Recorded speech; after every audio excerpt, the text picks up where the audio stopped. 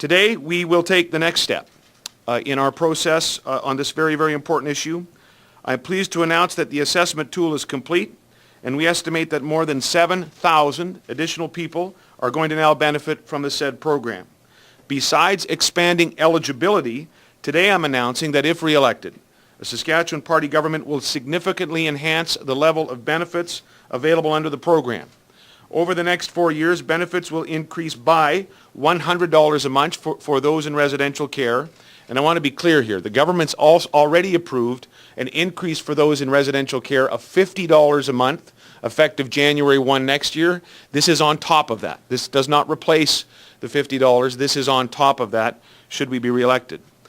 We're also announcing today that benefits will increase by $350 a month by 2015 for disabled singles living outside of residential care, these others that are now part of the assessment, and by $400 a month by 2015 for couples living outside residential care.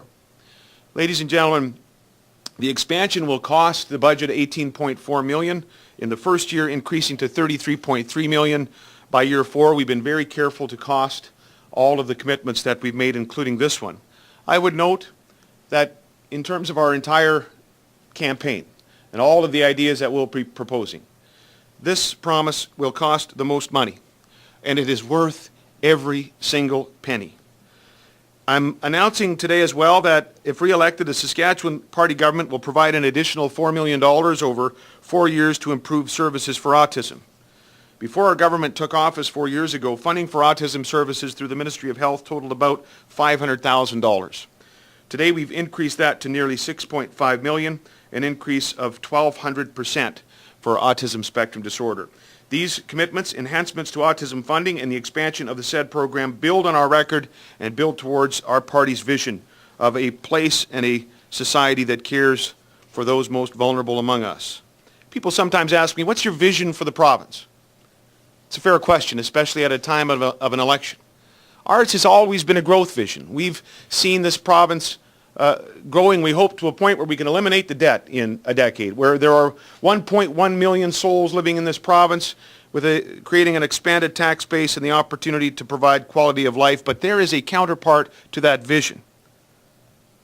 And it asks the question, what do we do with the dividends of that growth? Why do you seek that growth?